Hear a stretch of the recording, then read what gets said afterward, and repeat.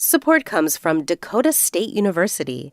What happens when you unite dynamic minds with one revolutionary vision? A rising force on the cutting edge of everything. From a little university on the prairie to a cyber powerhouse of the plains, we're proving the nation's best cyber can come from where you least expect it. Now, we're molding the future of cyber, AI, and quantum computing one graduate at a time. See what Dakota State University is building next at dsucyber27.com. This is the Memory Palace. I'm Nate DeMeo. A flyer wheat-pasted to a plywood fence around a construction site, or staple gun to an events board in a college town, or slipped under a windshield wiper, or handed out on a street corner. In 1993, I was 19. I was driving across country in a 1985 Chevy Chevette, light blue, with my friend Jen from high school. I wanted to have my car out at college in Santa Barbara. She wanted to see someone in Sonoma, but mostly it just sounded fun to her. And so we set out one summer morning from Providence, a full tank of gas, some snacks, a bunch of CDs, Diggable Planets hitting as we hit the on-ramp to the George Washington Bridge. My plan was to make it to DC by nightfall and walk around a bit. Then we'd head off and stay in some AAA-approved motel in Virginia somewhere, however far we got. It seemed like what one should do at the start of one's first cross-country drive. It felt very American. We'd already listened to America by Simon and Garfunkel while counting the cars in the New Jersey Turnpike, and Fugazi and Rites of Spring as we looked for parking near the National Mall. And the Washington Monument went from a sunset peach to a matte white, and then shone in the floodlights in the night, and it was beautiful. It was good to be there. It was a good idea. We walked around in the dark among the monuments and the tourists, our fellow Americans. And I learned a couple of things. One I had known factually. It was there in the AAA guidebook, and my folks had also told me that you could just walk around at the mall at night for free. The museums weren't open, but the Capitol steps were, and you could just climb up and turn around and see it all. The whole of the mall.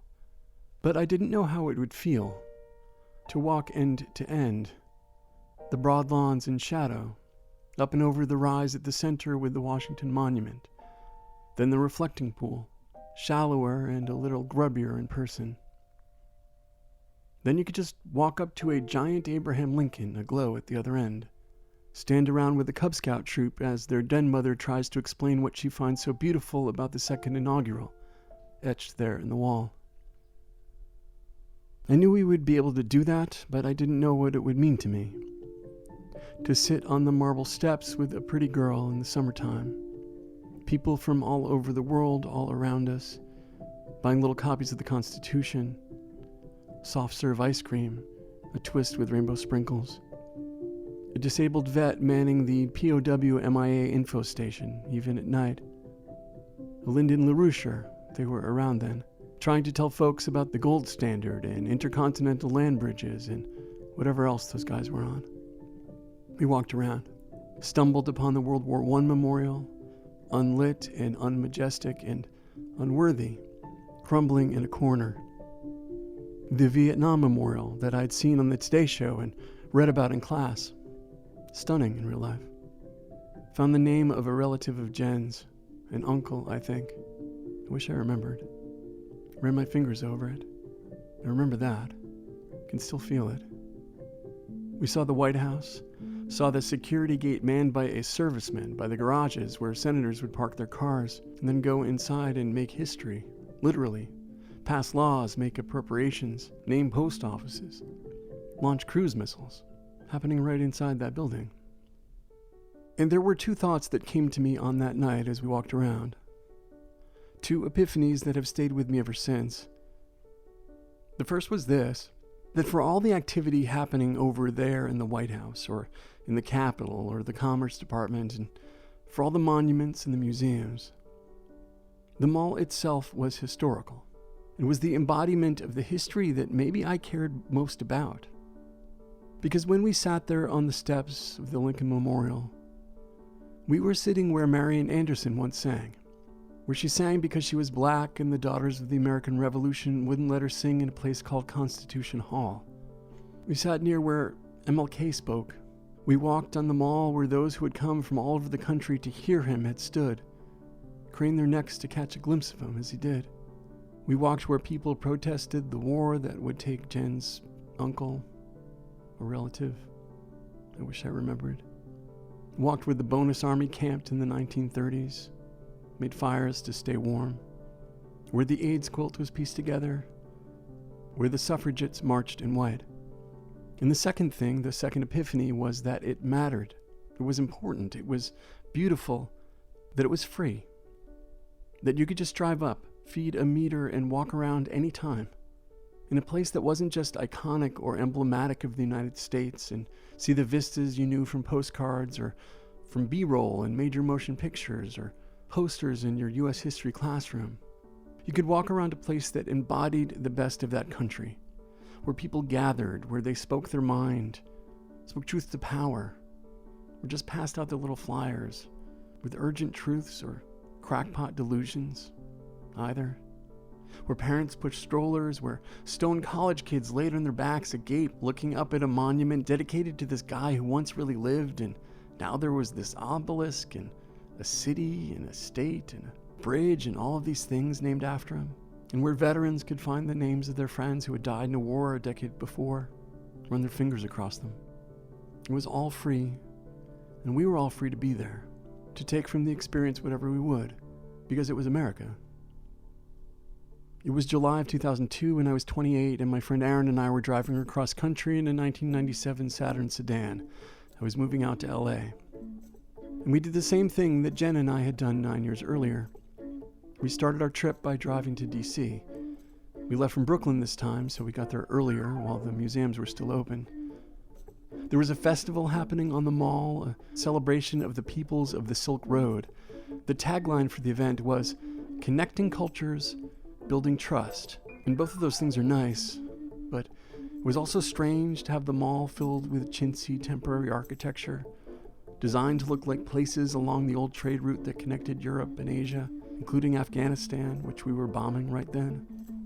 We went to the National Museums of Art and Natural History, Portrait Gallery, saw Rothkos and Cassattes and Bierstadts and Durans, ashcan school paintings, dresses worn by first ladies, taxidermied elephants, extinct birds, tiny models of Mayan villages, Mississippi River boats. Went to the Museum of American History, saw a couple of Muppets, a hat worn by Abraham Lincoln, a chair I knew instantly was Archie Bunker's, though I don't think I'd ever seen the show, artifacts from architects of the nation, Senate leaders, justices, industrialists, of leaders of movements, religious, philosophical, artistic, that were once so vital and pressing and just aren't anymore. Some muskets, various agricultural technologies, the first car to make the first cross-country road trip. And then unannounced, just there, in a case, the table that was once in the Kansas home of Lucinda Todd, at which the lawyers and activists sat the first time they kicked around the idea of what would become Brown versus the Board of Education of Topeka, Kansas. It was overwhelming and kind of preposterous, this mishmash of artifacts, of institutions within this larger institution of the Smithsonian, with no coherent narrative or ideology or aesthetic. American history across disciplines, spread out across buildings, built at different times under different mandates, under different administrations, during different periods of plenty or scarcity, under different leaders with different visions and management styles and tenures and portfolios. Incoherent, arcane intellectual projects made manifest. Some fantastic buildings, some eyesores, some rooms, whole wings so perfectly considered and curated, some pure chaos.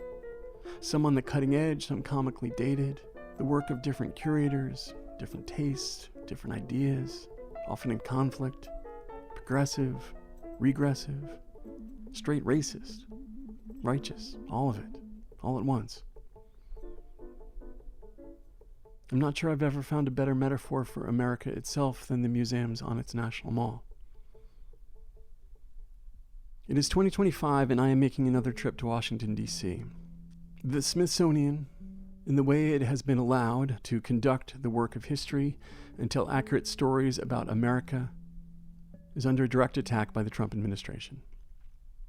In March of this year, the president signed an executive order directing Vice President J.D. Vance, through his role on the Smithsonian's Board of Regents, to work to, quote, remove improper ideology, unquote, from the museums. As the year has gone on, there have been specific measures to remove displays and language that tell the truth about slavery and discrimination, tell historically accurate stories about the contributions of transgender people, immigrants, or talk about the impeachments of President Donald J. Trump and more. And this infuriates me. And so on Sunday, October 26th, 2025, I will be on the National Mall by the Museum of American History, along with other writers and historians, including my friends and colleagues Kelly Carter Jackson, Nicole Hemmer, and Jody Avirgan, of the show This Day, also of Radiotopia. We are organizing and holding a teach-in in the spirit of and the tradition of the academics and writers who played principal roles in the protest movements in the 1960s and early 70s. We will be reading stories and conducting lectures about the very things that are currently under attack. The kinds of things the Smithsonian has, in the past decades, done so much work to tell and to teach about so well. The history of its nation and all its complexity. Real history, accurate history. We will be there from sunup to sundown. We will be following all applicable laws laid out for gatherings on the mall, because those laws are righteous and have created this thing that is called America's front lawn. And we are gathering there and speaking our minds and calling out injustice. And you can come to listen, because this is America and we are free people.